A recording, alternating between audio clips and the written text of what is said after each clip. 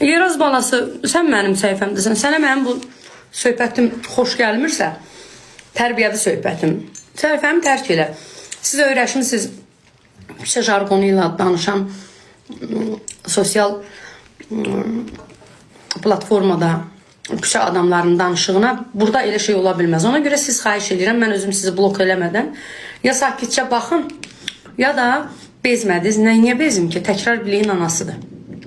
Mən açıqlama verim. Mən izləyicilərimə hörmətlə yanaşıram. Sualı siz vermişsiniz. Bax, siz mənə sual verirsiniz ki, Afət xanım, niyə Azərbaycanda yaşamırsan? Mən də deyirəm, mən vətənimi sevirəm. Dövlətimi sevirəm. Prezidentini bəlkə də məni qədər sevən ikinci müğənni yoxdur. Mən elə düşünürəm. Səbəbi də bunun ayrıca bir səbəb. Həmişə deyirəm ki, biri var hamı kimi sevən, biri var ifrat dərəcədə. Səbəbi də odur ki, mənim rəhmətli atama 70-ci illərin axırında ümumilli lider Heydər Əliyev xalqlar dostluğu orden ilə peşə fəaliyyətini dəyərləndirib orden verib. Ucqar bir kənd yerində yaşayan müəllimi belə dəyərləndirib.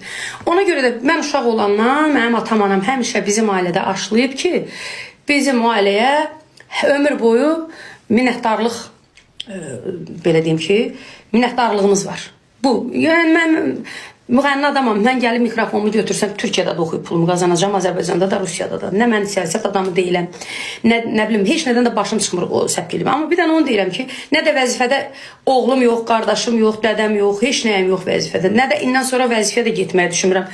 Əslində mənim bu potensialım məndən qəşəng deputat çıxardı. Belə xalqın sosial problemlərini deyim, xalqın yanında olum. Amma